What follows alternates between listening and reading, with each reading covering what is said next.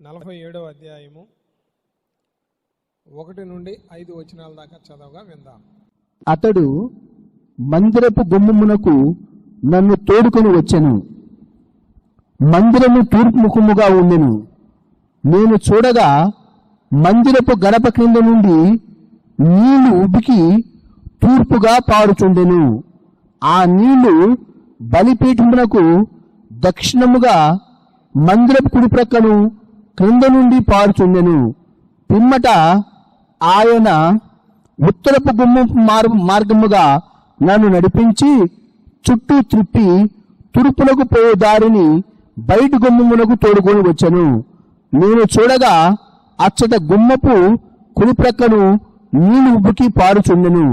ఆ మనుష్యుడు కొలనూలు చేత పట్టుకొని తూర్పు మార్గమున బయలువెళ్ళి 1000 మూరలు కొలిచి ఆ నీళ్ల గుండా నన్ను నడిపింపగా నీళ్లు చీలమండ లోతులుండెను. ఆయన మరి 1000 మూరలు కొలిచి నీళ్లు గుండా నడిపింపగా నీళ్లు మోకాళ్ళ లోతుండెను. ఇంకా ఆయన 1000 మూరలు కొలిచి నీళ్ల గుండా నన్ను నడిపింపగా నీళ్లు మొలలోతుండెను. ఆయన ఇంకను 1000 మూరలు కొలవగా నీళ్లు మిక్కిలి లోతై నేను దాటలేనంత నది కనబడెను. దాట వీలు లేకుండా ఏదవలసినంత నీరు గల నది ఆయను. ప్రియులారా, ఇక్కడ 4 కొలతలు చూస్తున్నాం మనం. 4 కొలతలు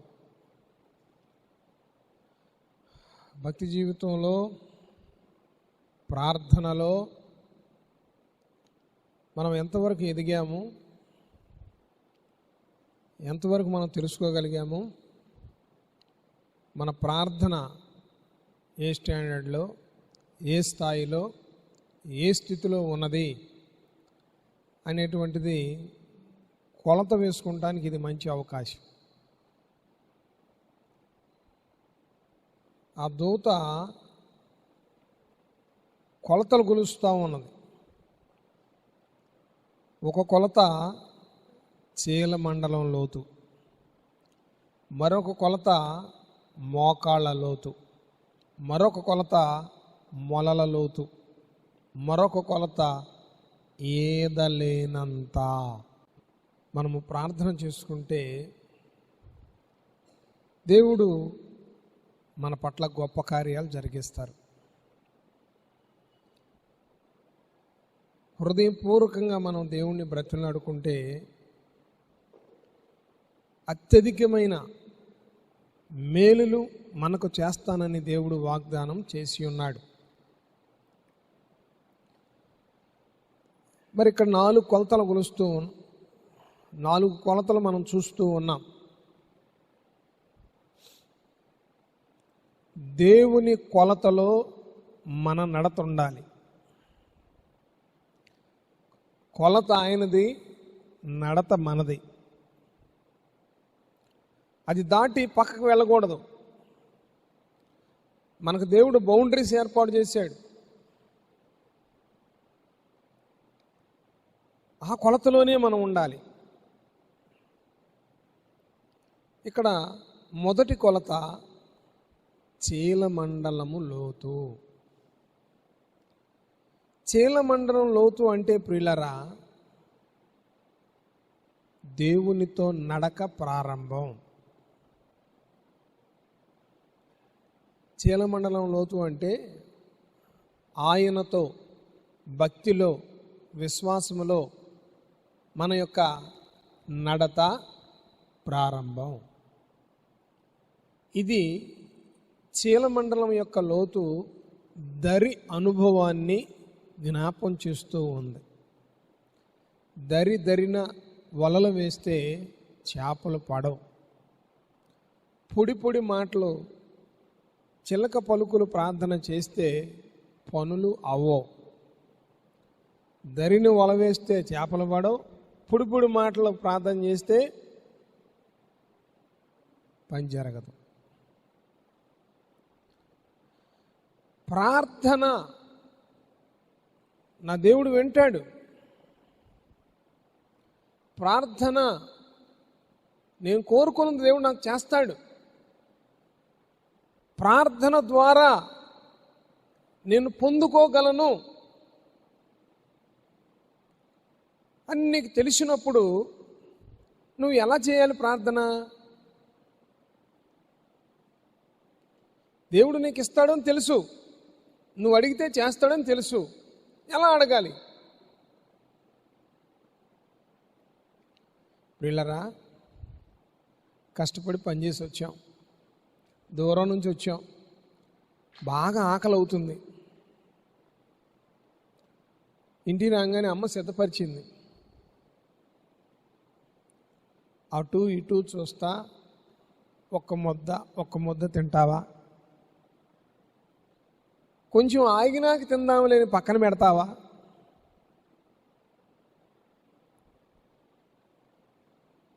ఇప్పుడు కాదులే, మరొకసారి తిందాములేని నువ్వు ఆగుతావా? నీకు ఆకలి అవుతుంది, నువ్వేం చేస్తావు? ఎలా తింటావు?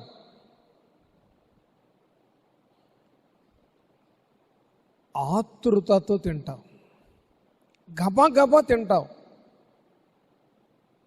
త్వరపడి తింటావు. కారణం, నీ ఆకలి నిన్ను అలా తినేటట్లుగా చేస్తుంది. అట్లాగే నువ్వు ప్రార్థన ఆకలితో చెయ్యాలి, ఆతృతతో చేయాలి, పట్టుదలతో చేయాలి, వైరాగ్యంతో చేయాలి. నా దేవుని దగ్గర ఇది నేను సాధించుకోగలను అనే విశ్వాసంతో చేయాలి. ఏదో వచ్చాను, అడు చూస్తా ఒక మాట, ఇటు చూస్తా ఒక మాట, కళ్ళు తెరిచి ఒక మాట, కళ్ళు మూసుకుని ఒక మాట. ఇది కాదు ప్రార్థన. నువ్వు ప్రార్థన చేయడానికి సిద్ధపడ్డావంటే, నువ్వు ప్రార్థన చేయడానికి మోకరిచ్చావంటే, నువ్వు ప్రార్థన చేయడానికి దేవుని సన్నిధికి వచ్చావు అంటే, నువ్వు ప్రార్థన చేయడానికి తీర్మానించుకున్నావు అంటే నీలో ఆకలి కనపడాలి. నీ అవసరత తీరుతుంది అన్న ఆవేశం నీలో కనపడాలి. త్వరగా అనే ఆదుర్ద నీలో కనపడాలి, పట్టుదల నీలో కనపడాలి. ఇంత సమయం నేను ప్రార్థన చేసుకోవాలని తీర్మానించుకున్నప్పుడు ప్రతిమయాన్ని పక్కన పడేయాలి. మరి ఉపవాసం ఉన్నారు, కనీసం 3 గంటల ప్రార్థన చేయాలి కదా. ఏమండి, 3 ముద్దలు తింటే అన్నం ఆకలి తీరుతుందా? ఒక్క రొట్టె తింటే ఆకలి తీరుతుందా? ఒక్క ఫ్రూట్ తింటే ఆకలి తీరుతుందా? ఒక్క గ్లాసు పానీయం తాగితే ఆకలి తీరుతుందా? దప్పిక తీరుతుందా? మన దప్పిక తీరేంతవరకు నీళ్లు తాగుతామే, కడుపు నిండేంతవరకు అన్నం తింటామే, శరీరం విశ్రాంతి పొందేంతవరకు నిద్రపోతామే. మరి ప్రార్థనలో చేస్తున్నావా? ప్రార్థనలో ఆ పట్టుదల ఉందా? ప్రార్థనలో నీకు ఆ ఆవేశం ఉందా?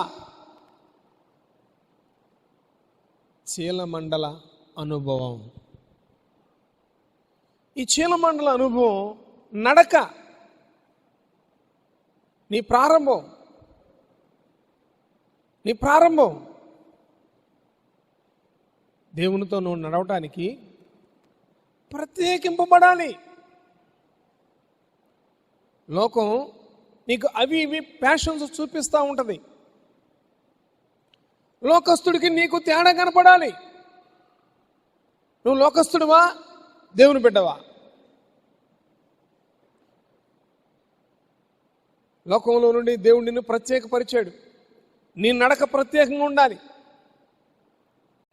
సింపుల్గా ఉండాలి, నీ వస్త్రధారణ సింపుల్గా ఉండాలి, నీ అలంకరణ సింపుల్గా ఉండాలి, నీ మాటలు సింపుల్గా ఉండాలి. నిన్ను చూడగానే ఒక ప్రత్యేకత కనబడాలి.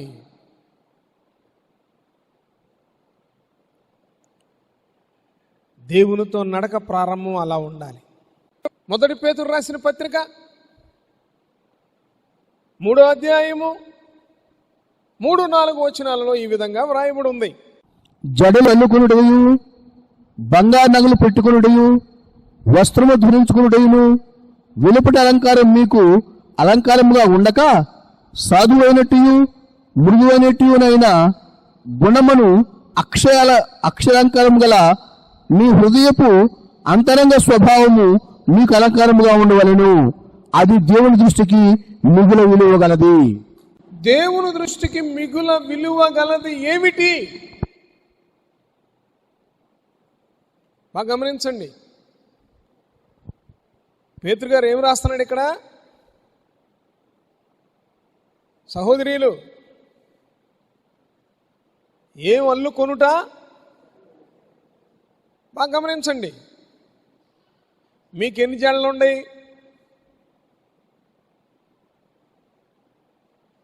మీకెన్ని ఉన్నాయి? జడ అల్లా, జడలు అంటున్నాడు అక్కడ వాక్యం. ఏమని రాయబడి ఉంది? నాకు తెలిసి ఇక్కడ ఉన్న బిడ్డలకు ఒక జడే ఉంది. ఆదివారం వస్తారు, వాళ్ళల్లో కొంతమందిని ఐడెంటిఫై చేయొచ్చు. రకరకాల జడలు అల్లుతారండి. ఎక్కడి నుంచి ఇక్కడికి ఏందో సన్నగా, ఎక్కడి నుంచి ఇక్కడికి ఏందో సన్నగా, ఎక్కడి నుంచి ఇక్కడికి ఒక టైపుగా. ఒకటి కాదు, జడలు జడలు అల్లుకొనుట. ఒకరోజేమో ఎక్కడి నుంచి ఇక్కడ ఎర్రపోసుకుంటారు, ఒకరోజేమో వంకరలుగా డ్రై చేపించుకొస్తారు, ఒకరోజేమో రింగులుగా చేపించుకొస్తారు. ఆ బొచ్చే ఏదైనా, ఏ రింగులైనా, ఏ ఎర్రపోసుకుంటమైనా, ఏ జడలైనా అదే. కానీ నీకు ఉన్నదాన్ని ఒక్కదాన్ని ఒక్కడిగా ఉంచుకోవట్లా. జడలు నీకున్నదాన్ని రకరకాలుగా మార్చటానికి నువ్వు ఆశ చూపిస్తున్నావు, ఆసక్తి కనబరుస్తున్నావు, లోకం వైపు పరుగులు తీస్తున్నావు. వస్త్రధారణ లోకస్తులు చూపిస్తున్నారు. సిరిగిపోయిన ప్యాంట్లు, సిరిగిపోయిన లాగులు, ఏమండి, పీసులు లేచిన సొక్కాలు, బొక్కలు పడ్డ సొక్కాలు, మరకలుగా ఉండేట్టుగా సొక్కాలు లోకం చూపిస్తుంది, నువ్వు వేసుకుంటున్నావు. లోకస్తుడికి నీకు తేడా ఏంటి? దైవజనులు, మహానుభావులు చాలా మంది ఒకే వస్త్రం. యేసుప్రభువు చూడండి, నిలువు టంగి, అంతే, సింపుల్. నీ వస్త్రధారణ పీసులు లేసేయి, మాసికలుగా ఉండేవి, బొక్కలుగా ఉండేవి, జడలుగా ఉండేవి. ఈ కాదు, ఈ లోకస్తులకి క్రీస్తునందు విశ్వాసం ఉంచిన బిడ్డకి ఈ నడక పనికి రాదు. నీ నడక ఎలా ఉంది? జడలు అల్లుకుంటానికే సరిపోతుందా సమయం? నగలు పెట్టుకుంటానికే సరిపోతుందా? అలంకరణకే సరిపోతుందా? వస్త్రధారణకే సరిపోతుందా? నీ చీలమండలం నడక ఫ్రమ్ ద బిగినింగ్ ఎలా ఉంది? ఎన్ని సంవత్సరాలైంది? ఆ చీలమండలంలో నుంచి కొంచెం పైకి ఏమైనా రాగలిగావా? ఆ ప్రార్థన ఏమైనా పెరిగిందా? ఆ ప్రత్యేకత ఏమైనా వచ్చిందా? ప్రత్యేకత నీళ్ళు ఏమైనా కనబడుతుందా? జడలు అల్లుకొనుట, రంగులు వేసుకుంటాం. ఏమండి, అది వరకు ఏదో తెల్ల జుట్టుకు నల్ల రంగు వేసేవాళ్ళు, ఇప్పుడు అబ్బో ఎన్ని రంగులు! గోరింటాకు రంగు అంట, ఏంటి, ఏందో అపమానం ఏదో పెడతారంట, అదేందో ఏదో వెన్నంట, వెన్న పోసం ఏంటో మరి, అది వెన్న పెట్టాలంట, గోరింటాకు పెట్టాలంట. ఏంటి ఇవన్నీ? ఏంటి? జడలు అల్లుకొనుట. జడలు అల్లుకొనుట.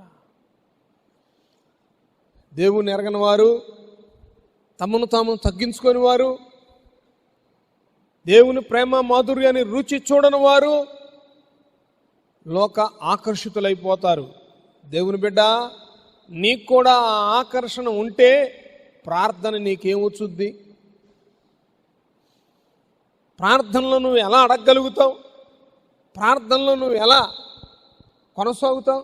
నువ్వు దేవుణ్ణి నమ్ముకున్నావు అంటే, నువ్వు దేవుడికి ప్రార్థన చేస్తున్నావు అంటే, నువ్వు దేవుని బిడ్డమని పిలవాలి అంటే నీకు ఒక మాదిరి ఉండాలి. వెలుపటి అలంకారాన్ని ఘనతగా భావించి అన్ని అలంకరించుకుని బైబిల్ చేతలో పట్టుకుని నువ్వు వస్తుంటే భక్తురాలు అనరు, నిన్ను వేషధారి అంటారు. నీ అలంకరణ దేవునికి మహిమకరంగా ఉండాలి. అపవాది విమర్శించేదిగా ఉండకూడదు. క్రీస్తునందు ప్రియ దేవుని బిడ్డ, నువ్వు ప్రార్థన ప్రారంభించావు. ఆసక్తి ఉందా? పట్టుదల ఉందా? ఆకలి ఉందా? రోషం ఉందా? ఎందుకు ఉండాలి అంటున్నానంటే, దేవుడు మనకి ఇచ్చాడు, ఇస్తాడు, ఇవ్వబోతున్నాడు. దేవుని నామ స్తోత్ర. ఏమిచ్చాడు? నా దేవుణ్ణి ఏదడిగితే నాకు అది ఇస్తాడు. నేను బయలుదేరిన దగ్గర నుండి వచ్చేంత వరకు నా దేవుడు నాకు తోడుగా ఉంటాడు, నాకు తెలుసు. జీవము గల దేవుని పేరట నేను ప్రారంభించబోయే ప్రతి పని గొప్ప భాగ్యవంతంగా ముగించగలడు. కారణం ఏంటంటే ఇచ్చేశాడు. నీ భాగ్యము మరి నీకు అర్థమవుతుందా? నువ్వు అలంకరణలో నుండి బయటికి రాకపోతే నీకు అర్థం కాదు. క్రీస్తునందు ప్రియ దేవుని బిడ్డ, దయచేసి గమనించండి. నేను నీకు సహాయం చేస్తాను అంటున్నాడు, నేను నిన్ను చేయి పట్టుకుంటాను అంటున్నాడు, నిన్ను ఆదుకుంటాను అంటున్నాడు, నువ్వు భయపడొద్దు అంటున్నాడు. ఆయనకు నువ్వు మొరపెడుతున్నావా? ఆయనకు నీ సమస్య చెబుతున్నావా? ఏమండి, వాళ్ళు అట్ట అన్నారు, వీళ్ళు ఇట్ట అన్నారు, వీళ్ళు ఇట్ట అన్నారు, వాళ్ళు అట్ట అన్నారు. ఇక నీకు ప్రార్థన ఏమి నడిచిద్ది? అసలు నీకు ప్రార్థన ఏమి నడిచిద్దేకా? వాళ్ళు అన్నారు, వీళ్ళు అన్నారు, నువ్వు అన్నావు, వాళ్ళు అన్నారు. నీకు ప్రార్థన ఏముంది? ప్రార్థన ఎట్ట నడిచిద్ది?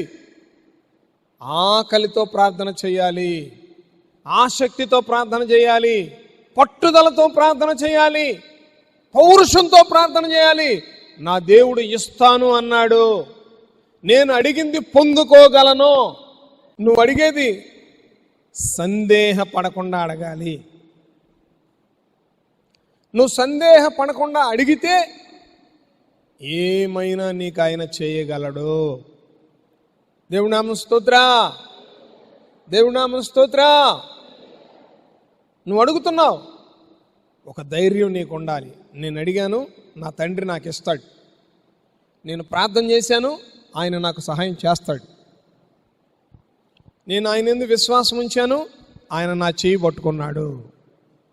ఆ విశ్వాసం మనలో ఉండాలి. సందేహం ఉండకూడదు. అసలు దేని గురించి ఉండకూడదండి. మన ఆరోగ్యాన్ని గురించి సందేహం ఉండకూడదు, బిడ్డల కాపురాన్ని గురించి సందేహం ఉండకూడదు, బిడ్డల అభివృద్ధి గురించి సందేహం ఉండకూడదు, మన భక్తి జీవితాన్ని గురించి సందేహం ఉండకూడదు. రేపేమైద్దో ఏంటో అసలు సందేహం నీకు నాకు వద్దు. దేవుని పాదాల దగ్గర మనం ప్రార్థన చేసుకుంటా ఉంటే దేవుడు అన్నీ సాల్వ్ చేసేస్తాడు. దేవుని నామం స్తోత్ర. వాళ్ళకి ఎవరికో జరిగిందని నువ్వు భయపడాల్సిన పని లేదు. వాళ్ళకి ఎవరికో ఆశించిన విధంగా జరగలేదని నువ్వు బాధపడొద్దు. మన దేవుడు అరణ్యంలో త్రోవలు కలగజేసే దేవుడు, ఎడారిలో నీటి మడుగులు పుట్టించే దేవుడు, ఒంటరైన వారిని 1000 మందిగా చేసే దేవుడు, ఎన్నిక లేని వారిని ఏలికలుగా చేసే దేవుడు, పెంట కుప్పల్లో దీన దరిద్రుని పైకి లేవనెత్తే దేవుడు. శరీరానుసారుల వైపు చూడొద్దు. ఆత్మానుసారమైన భక్తి కలిగి ఆత్మస్వరూపమైన దేవుని యందు విశ్వాసం ఉంచి సందేహింపక అడగాలి. అప్పుడు ఖచ్చితంగా మనకు దొరుకుతుంది. యేసుప్రభువారు అక్కడ ఒక కార్యం జరిగించాడు. అందరూ చెట్టు దగ్గరికి వచ్చాడు. ఆకులే ఉన్నాయి, కాయలు లేవు. కాయలు లేవు, ఇంకెందుకు, నువ్వు అనవసరం అన్నాడు. మాడిపోయింది. శిష్యులను చూసి భయపడిపోయారు. ఊరు నాయను ఒక మాట అనగా నిండిపోయింది ఏంది? యేసుప్రభువారు చెప్తున్నాడు వాళ్ళతో, మీరు సందేహించకుండా అడిగితే ఎట్లాంటివి కాదు, ఇంతకన్నా గొప్పవి మీరు చేయగలరు అని. దేవుని నామ స్తోత్ర.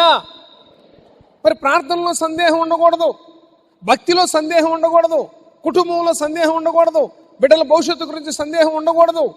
నేను అడుగుతున్నాను, నా దేవుడు చేస్తాడు. నేను అడుగుతున్నాను, నా దేవుడు నాకు ఇవ్వగలడు. ప్రగాఢమైన విశ్వాసం ఉండాలి, కానీ సందేహం మాత్రం మనకి ఉండకూడదు. దేవుని నామ స్తోత్ర. ఇక్కడ 2 రకాల ప్రార్థనలు ఉంటాయి. అపోస్తలుడైన పౌలు గారు 2 ప్రార్థనలు చెబుతున్నాడు ఇక్కడ.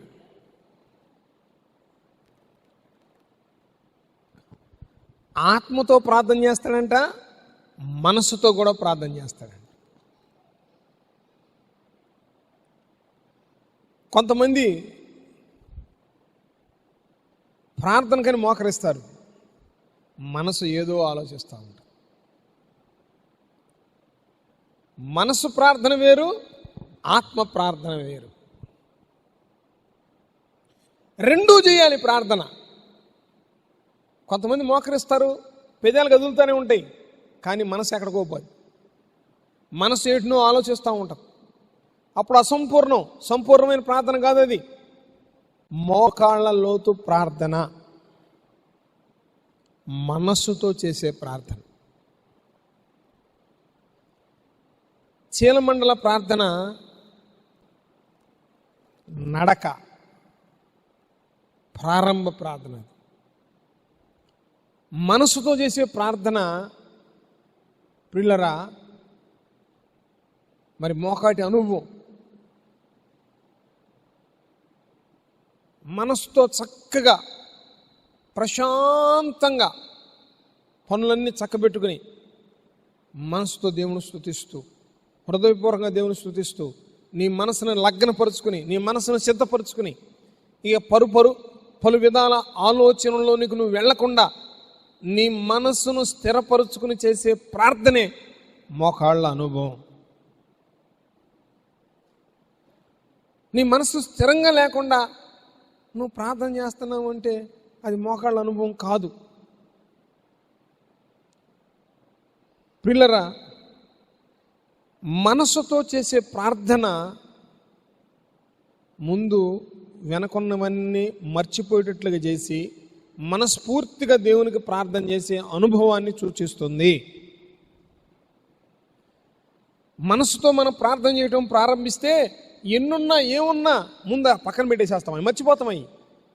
మనసుతో నువ్వు ప్రార్థన చేయటం ప్రారంభిస్తే ఇక నీ సమస్యలు ఏం గుర్తుకు రావు. నీ సమస్యలు ఎన్నున్నా వాటి పక్కన పెట్టేసి మనస్ఫూర్తిగా దేవునికి ప్రార్థన చేయటం ప్రారంభిస్తావు. ఇది మోకాటి అనుభవం. తర్వాత మొలల లోతు ప్రార్థన, ఆత్మతో ప్రార్థన. దేవుని నామ స్తోత్ర. మొలలోతు ప్రార్థన, ఆత్మతో ప్రార్థన. మొలలోతు అనుభవంలోకి నువ్వు వచ్చావు అంటే ఆ దేవదూత, ఆ దేవుడు కొలిచిన కొలతలో నువ్వు నడుస్తూ 1000 మూరలు చీలమండలం, మరొక 1000 మూరలు మోకటి అనుభవం, మరొక 1000 మూరలు మొలలోతు అనుభవం. ఆ మొలలోతు అనుభవం ఏంటంటే ఆత్మతో ప్రార్థన.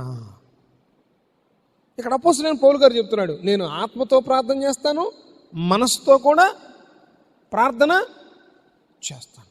ఆత్మతో ప్రార్థన ఎలా ఉంటుందంటే, ఆత్మతో ప్రార్థన అంటే నువ్వు ప్రార్థించావు, ఆత్మ నిన్ను, పరిశుద్ధాత్మ నిన్ను బాగా బలపరుస్తాడు. పరిశుద్ధాత్మ దేవుడు నిన్ను బాగా బలపరుస్తాడు. ఆత్మతో నువ్వు ప్రార్థన చేసేటప్పుడు నువ్వు ప్రార్థన చేసిన స్థలంలోనే నువ్వు ఉంటావు. దేవుడు నీ ఆత్మను తీసుకువెళ్ళి ఎవరి గురించి ప్రార్థన చేస్తున్నావో, ఏ అంశాన్ని గురించి ప్రార్థన చేస్తున్నావో అక్కడికి నీ ఆత్మను తీసుకువెళ్ళి చూపించి ఇంకా స్పష్టంగా నీ ద్వారా ప్రార్థన చేపిస్తాడు. దేవుని నామ స్తోత్ర. నేను చెప్పింది మీకు అర్థమైందా? ఇప్పుడు చూడకుండా మాట్లాడుతున్నాం లేదా చూడకుండా రాస్తున్నాం. చూసి రాసేదానికి చూసి మాట్లాడేదానికి ఎంత తేడా ఉంటుంది? చూడకపోతే అలా అనుకుంటున్నారు, చూడలేదు కాబట్టి. చూస్తే ఖచ్చితంగా ఉంది, ఖచ్చితంగా విన్నాడు, ఖచ్చితంగా వస్తాడు, ఖచ్చితంగా చేస్తాడు. చూసిన మాటలు ఇవి. ఆత్మతో ప్రార్థన ఎలా ఉంటుంది అంటే, నువ్వు మోకరిచ్చే ఉంటావు. నువ్వు ఎవరి గురించి ప్రార్థన చేస్తున్నావో, ఎవరి మార్పు గురించి ప్రార్థన చేస్తున్నావో, ఎవరి ఆశీర్వాదం గురించి ప్రార్థన చేస్తున్నావో వాళ్ళ స్థితిని నీలో నా ఆత్మను దేవుడు అక్కడికి తీసుకెళ్ళి చూపించి మరీ ప్రార్థన చేపిస్తాడు. అది ఆత్మ ప్రార్థన. ఆత్మతో ప్రార్థన.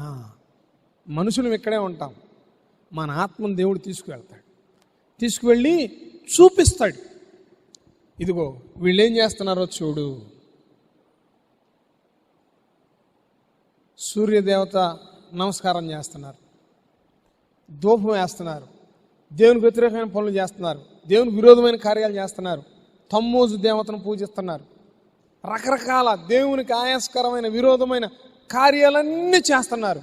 ఇదిగో వీళ్ళని గురించి నువ్వు చేసి ఏమంటున్నాడు దేవుడు? ప్రార్థన చేసే భక్తుడికి చూపించి మరీ వీళ్ళ కోసం నువ్వు ప్రార్థన చేస్తున్నావు, నేను వినను. కారణం ఎందుకని వినంటే, వీళ్ళు చూడు ఎలా చేస్తున్నారు, వీళ్ళు చూడు ఎలా ఉన్నారు. ఆ రోజు యెహెజ్కేలు భక్తుడు అనుభవంలో మనం లేఖనం ద్వారా తెలుసుకున్నాం.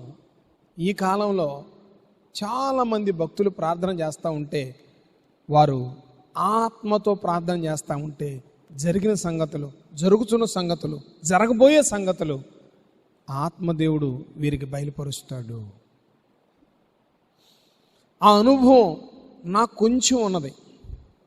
నేను ఒకరి గురించి ప్రార్థన చేస్తుంటే, బాగా నేను నిమగ్నమై ప్రార్థన చేస్తూ ఉంటే దేవుడు కొన్ని విషయాలు నాకు తెలియజేస్తాడు. వీళ్ళు ఇలా చేశారు, ఇందుకు ఈ నష్టం వచ్చింది, ఇందుకు ఈ కష్టం వచ్చింది, వీళ్ళ భవిష్యత్తు ఇలా ఉండబోతుంది. కారణం ఏంటంటే జరిగిన సంగతి ఇది. యెహెజ్కేలు భక్తుడికి ఎలా ఆత్మలో దేవుడు తీసుకెళ్ళి చూయించాడో, అలాగే ఆత్మతో ప్రార్థన చేసే ప్రతి ఒక్కరికి, నాట్ ఓన్లీ నాకు ఒక్కడికే కాదు, ప్రతి ఒక్కరికి ఈ అవకాశం ఉంది. మొలల లోతు అనుభవం ఆత్మతో ప్రార్థన. నువ్వు ఆత్మతో ప్రార్థన చేస్తున్నావు అంటే ఖచ్చితంగా నీకు దర్శనాలు వస్తాయి, ఖచ్చితంగా నీకు దేవుని ఆత్మ నడిపింపు నువ్వు పొందుకుంటావు, చక్కటి వాగ్దానాలు నువ్వు చూస్తావు, చక్కటి దృశ్యాలు నువ్వు చూస్తావు, జరగబోయే సంగతి నీకు చెప్తాడు. ఆత్మతో నింపబడిన ప్రార్థన. ఆ అనుభవంలోకి నువ్వు ఎదిగావా? ఇక్కడ లేఖనంలో రాసి ఉంది, నేను వివరిస్తున్నాను. చీలమండల అనుభవం అంటే ప్రారంభమే. మోకాటి అనుభవం అంటే మనసును లగ్నపరుచుకుని, మనసును సిద్ధపరుచుకుని, అటు ఇటు తిరగకుండా, మనసు అటు ఇటు వెళ్లకుండా ఒక చక్కటి స్థిరమైన విశ్వాసంతో ప్రార్థన చేసే ప్రార్థనే మనసుతో ప్రార్థన. ఆత్మతో ప్రార్థన అంటే ఇంకో మెట్టు పైకి. నువ్వు ఒక అంశాన్ని గురించి ఆత్మతో నువ్వు ప్రార్థన చేస్తున్నావు అంటే 100% నీకు దర్శనం రావాల్సిందే, లేదా కల వస్తుంది, లేదా ప్రవచనం వస్తుంది, లేదా దేవుడు నీతో మాట్లాడతాడు. ఆత్మ అనుభవంలోనికి వచ్చినప్పుడు ఈ శ్రేష్టమైన అనుభూతిని నువ్వు పొందుకోగలుగుతావు. మరి ఎదుగుదల మీలో ఏమైనా కనబడుతుందా? ఈ విధంగా భక్తి జీవితంలో నువ్వు ఎదగాలి. ఆయన కొలతల్లోనే నువ్వు నడవాలి.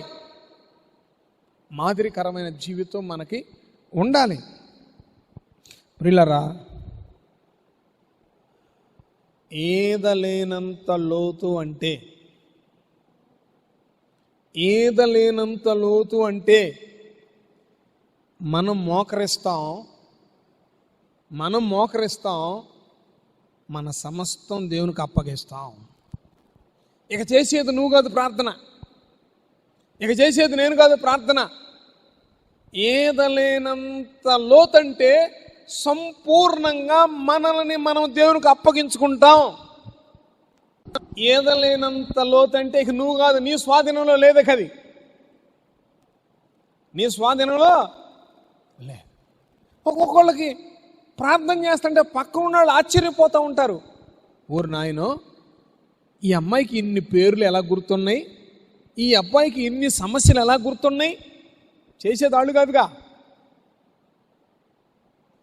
దేవుడు జ్ఞాపకం చేస్తూ ఉంటాడు. వాళ్ళు చూసి ప్రార్థన చేస్తూ ఉంటారు. దేవుడి నామ స్తోత్రా. వీళ్ళు తమ్మును తాము దేవునికి అప్పగించేసుకుంటే, ఆత్మతో నింపబడితే, ఈదలేనంత లోతు అనుభవం అంటే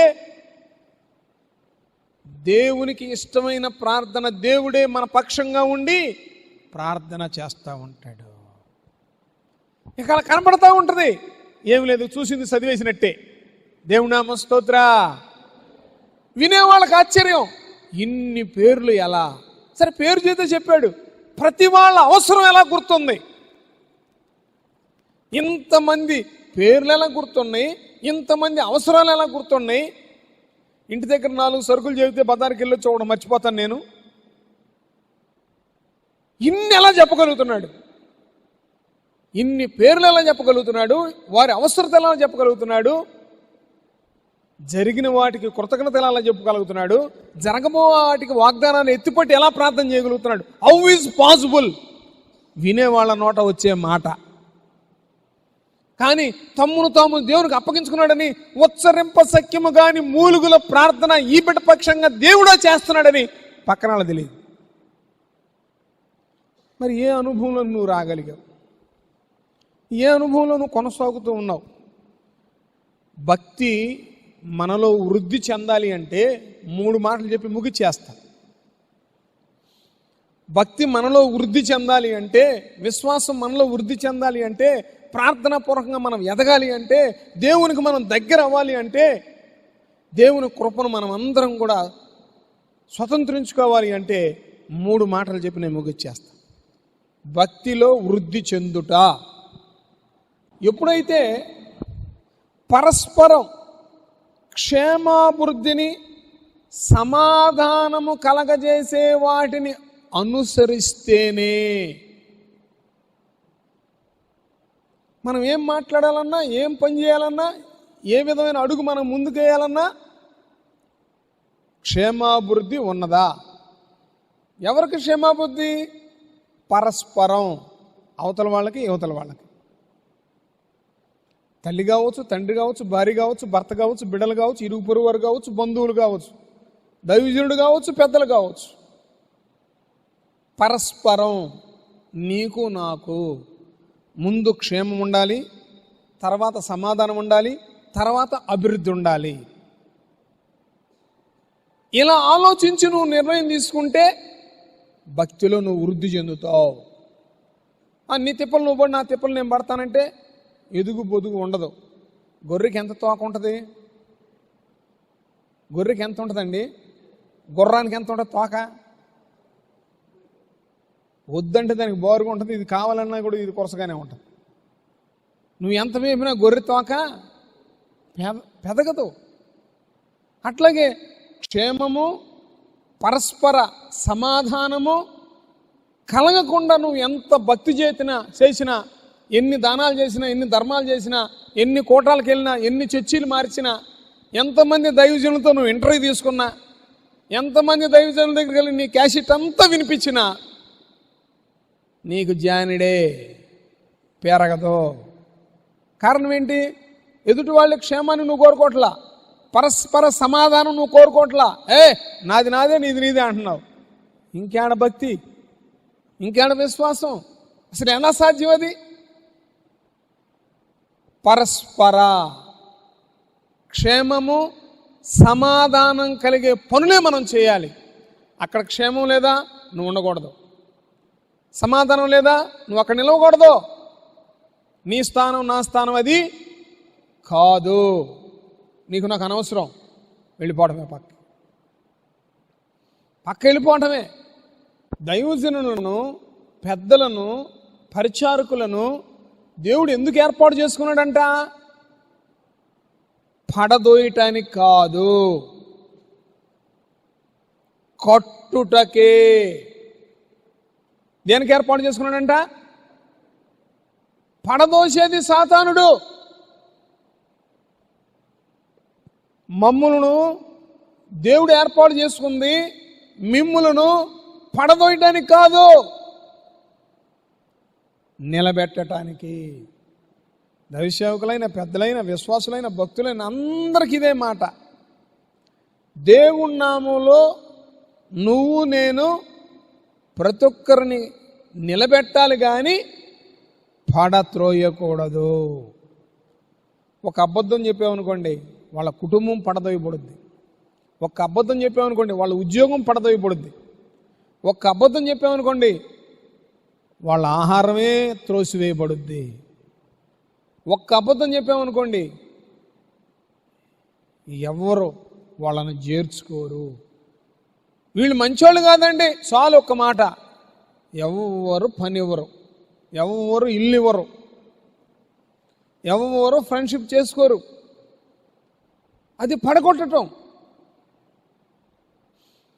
మమ్మల్ని నిలబెట్టడానికి ఏర్పాటు చేసుకున్నాడు కానీ దేవుడు పడదోయటానికి మమ్మల్ని ఏర్పాటు చేసుకోలేదు. ప్రతి విశ్వాసి ఈ మాట గుర్తుపెట్టుకోవాలి, ప్రతి భక్తుడు ఈ మాట గుర్తుపెట్టుకోవాలి, నాతోటి ప్రతి దైవజనుడు ఈ మాట గుర్తుపెట్టుకోవాలి, ప్రతి పెద్ద ఈ మాట గుర్తుపెట్టుకోవాలి.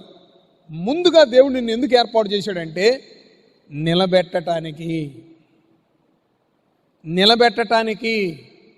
ఎంతమంది నువ్వు నిలబెట్టావు? ఎన్ని ఆత్మలను నువ్వు నిలబెట్టావు? ఎన్ని కుటుంబాలను నిలబెట్టావు దేవుని నామంలో? ఎంతమంది భక్తి జీవితంలో నువ్వు నిలబెట్టగలిగావు? ఇది చూసుకో. నీ అపవిత్రమైన ప్రవర్తన బట్టి ఎందరు పడదోయబడ్డారు అది కూడా లెక్కేసుకో. లెక్కేసుకుని దేవుని దగ్గర దిద్దుబాటు చేసుకో. దేవుని బ్రతిలాడుకో. ప్రభువా, నా కాని మాట వలన, నా కాని ఆలోచన వలన, నా కాని అవివేక తత్వం వలన ఇంతమంది దూరం అయిపోయారయ్యా, ఇంతమంది పడదోయబడ్డారయ్యా, నన్ను క్షమించి మరలా వారిని తిరిగి కట్టు, నిలబెట్టు. నీ కృపకి, నీ ప్రేమకి, నీ ఆశీర్వాదానికి ఆ బిడ్డల పాత్రలు కావాలని మనసుతో, ఆత్మతో, హృదయపూర్వకంగా, ఆసక్తితో నువ్వు ప్రార్థన చేస్తే సంఘంలో నుండి వేరైపోయిన వాళ్ళు, కుటుంబంలో నుండి వేరైపోయిన వాళ్ళు, సహవాసం నుంచి వేరైపోయిన వాళ్ళు నీ ప్రార్థనను విని దేవుడు వాళ్ళందరినీ ఆయన సన్నిధికి నడిపించునుగాక. దేవుడి నామం స్తోత్ర. పరస్పర క్షేమాభివృద్ధి, సమాధానాన్ని కోరుకోవాలి. తర్వాత మనము దేవుని నామంలో నిలబెట్టడానికి పూనుకోవాలి. ఆ తర్వాత లాస్ట్ వన్స్, వినువారికి మేలు కలుగునట్లుగా. మన నోట దూషణ, శాపవచనములు, కాని మాటలు, బూతులు రాకూడదు. వినువారికి మేలు కలగాలి. నీ మాట వినువారికి విసుగు పుట్టకూడదు. నీ మాట వినువారికి కోపం రాకూడదు. నీ మాట ఎదుటి వాళ్ళకి అసహ్యత కలగజేయకూడదు.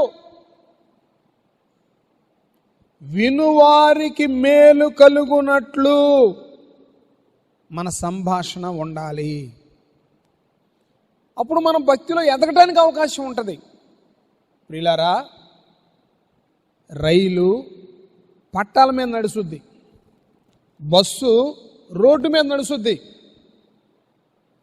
ఓడ నీళ్ల మీద నడుస్తుంది, విమానం మేఘాల మీద నడుస్తుంది.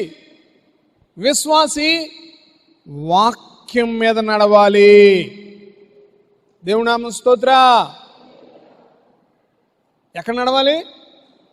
మేఘాల మీద నడితే, నీళ్ళల్లో నడితే మునిగిపోతావు, మేఘాలలో గాలిలోకి తెలిపోయామంటే సతికిలు పడిపోతావు. పట్టాల మీద రైలు నడుస్తుంది, రోడ్డు మీద బస్సు నడుస్తుంది, నీళ్ల మీద ఓడ నడుస్తుంది, మేఘాలలో విమానం నడుస్తుంది. దేని నడక దానిదే. విమానం తీసుకొచ్చి నీళ్లలో నడపమంటే,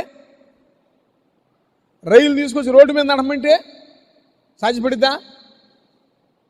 విశ్వాసి వాక్యానుసారంగా దేవుని కొలతలో విశ్వాసి నడవాలి.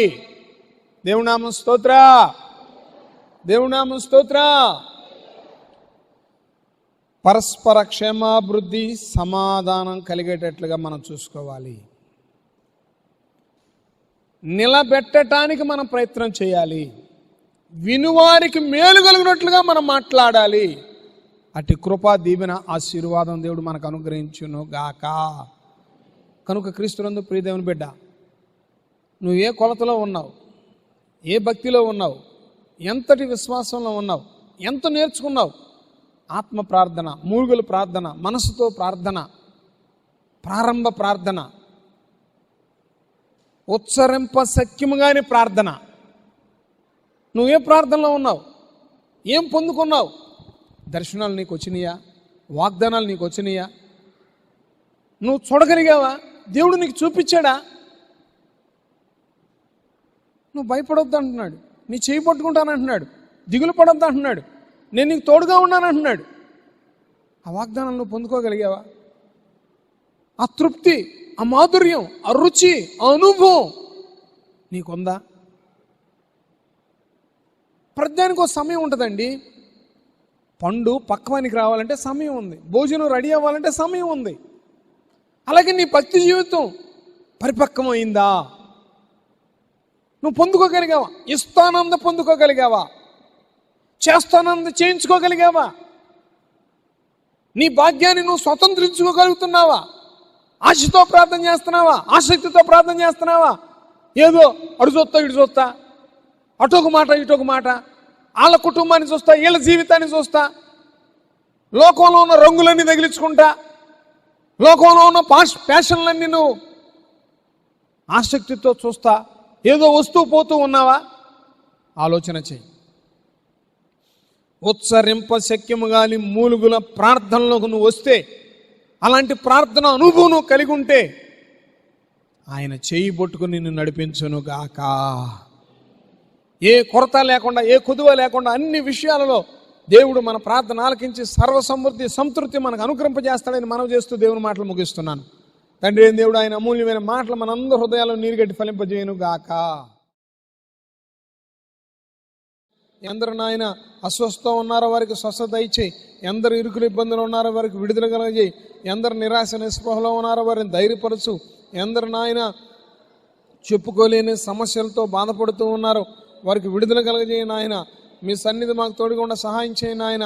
అయ్యా, వ్యాధి నుంచి విడిపించండి, బాధ నుంచి విడిపించండి, వైరస్ నుంచి విడిపించండి, బలహీనత నుంచి విడిపించండి, అప్పుల నుంచి విడిపించండి. అయ్యా అయ్యా అయ్యా, మీ కృపా సహాయం అనుగ్రహించండి. మీ పరిశుద్ధాత్మ శక్తిని దయచేయండి నాయన. మీ పరిశుద్ధాత్మ శక్తి చేత నడిపింపబడినట్లుగా కార్యం జరిగించండి నాయన. మా మనోనేత్రాలు తెరవండి ఆయన. తప్పిపోయిన బిడ్డలను జ్ఞాపం చేసుకో, చెదిరిపోయిన బిడ్డలను జ్ఞాపం చేసుకో. అయ్యా, దూరాన సమీపాన మీ మాటలు వింటున్న బిడ్డలను జ్ఞాపం చేసుకో. బలపరచండి, దీవించండి, ధైర్యపరచండి, ఆశీర్వదించండి, వర్ధిల్లింపజేయండి, మండించండి, కృప చూపండి, చల్ల నష్టాలు తోడుగా ఉండి సహాయం చేయండి. మీ కృపాక్షేమములే మా అందరి వెంట వచ్చినట్లుగా కార్యం జరిగించమని ప్రభువును ప్రియరక్షుడైన యేసుక్రీస్తు వారి దివ్య నామమున బ్రతినాడి వేడుకుని పొంది ఉన్నాము తండ్రి. ఆమేన్.